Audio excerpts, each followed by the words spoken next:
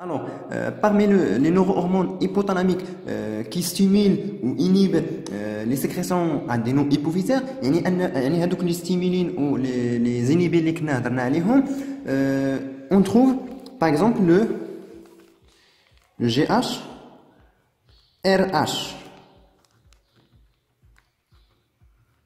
Bon. Le GHRH, c'est pour Growth Hormone Releasing Hormone. Donc ça, c'est un hormone qui est produit par l'hypothalamus et qui va stimuler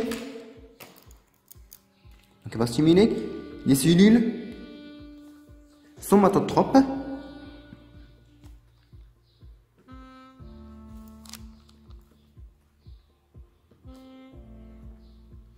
pour libérer l'hormone de croissance, Growth Hormone. On trouve aussi le GHIH. Donc ça, c'est une inhibine. C'est Growth Hormone Inhibition Hormone. Donc il inhibe les cellules somatotropes de produire le Growth Hormone. C'est dans ce cas-là, il n'y a pas de production de l'hormone de croissance GH. On trouve aussi le TRH.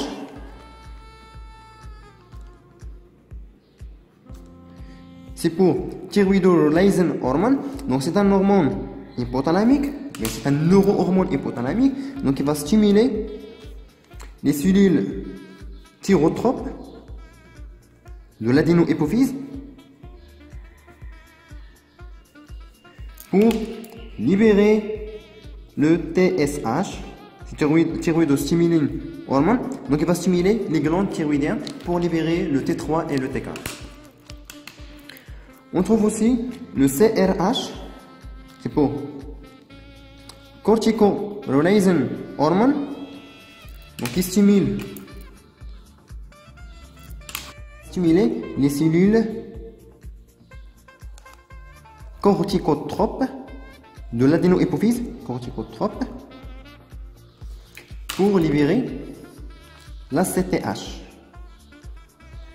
qui va stimuler la partie corticale des glandes surrénales. Donc c'est pour libérer les glycocorticoïdes, par exemple le cortisol. On trouve aussi le GnRH, c'est pour Gonadotrophine Releasing Hormone, qui stimule, donc il va stimuler les cellules gonadotropes de l'adéno-hypophyse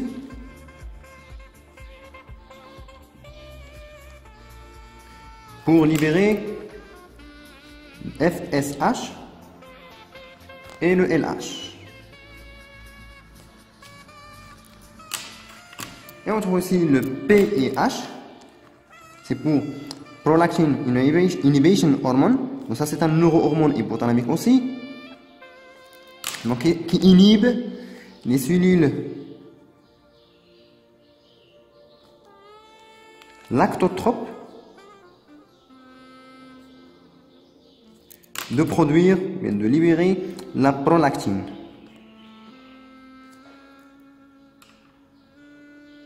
Alors, on récapitule. Donc, l'hypothalamus, on l'appelait aussi le neurohypothalamus parce qu'il s'agit d'une structure du système nerveux central. Au-dessous de l'hypothalamus, on trouve l'hypophyse. On l'appelait aussi la glande pituitaire. Donc, l'hypophyse, il est formé de deux parties. Donc, un lobe antérieur, on l'appelait aussi anté-hypophyse ou bien adéno-hypophyse, et une lobe postérieure, donc qu'on appelait post-hypophyse ou bien neurohypophyse.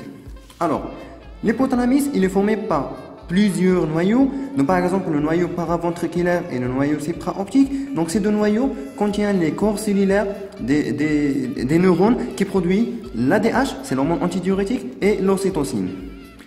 Donc, ces neurones-là se terminent au niveau du neurohypophyse. Donc, le neurohypophyse se lie à l'hypothalamus par le tige pituitaire.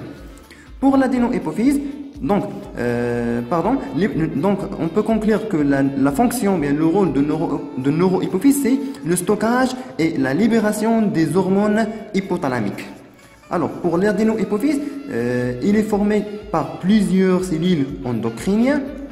Donc, ces cellules qui sont regroupées en cordes qui sont organisées en cordes. Ça veut dire une amas de cellules de nature différente. Donc, dans chaque corde contient 5 types de cellules. On trouve les cellules gonadotropes qui produisent les FSH et les LH, les cellules lactotropes qui produisent la prolactine, les cellules somatotropes qui produisent le growth hormone, les cellules thyrotropes qui produisent le thyroid stimulating hormone et les cellules corticotropes qui produisent la CTH.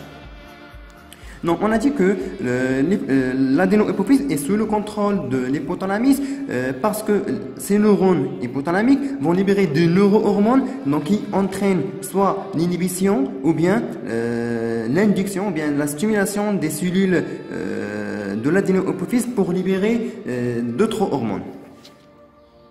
Donc ces neurohormones qui vont inhiber les cellules de l'adéno-hypophyse, on l'appelait les stimulines ou bien RH, c'est pour releasing hormone, et qui vont inhiber les cellules de l'adéno-hypophyse pour produire ces hormones, on l'appelait les IH, c'est pour inhibition hormone.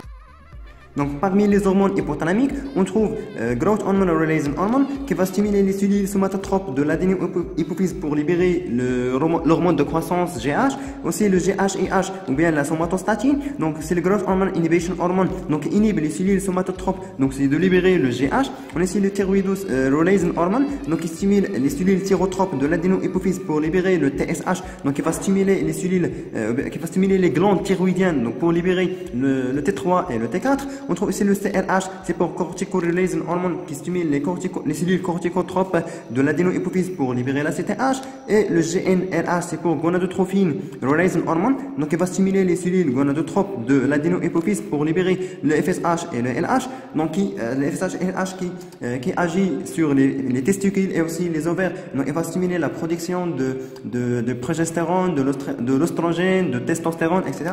Oui, c'est le pH, donc c'est pour prolactin inhibition hormone. Donc, il inhibe les cellules lactotropes de libérer, bien de produire la prolactine.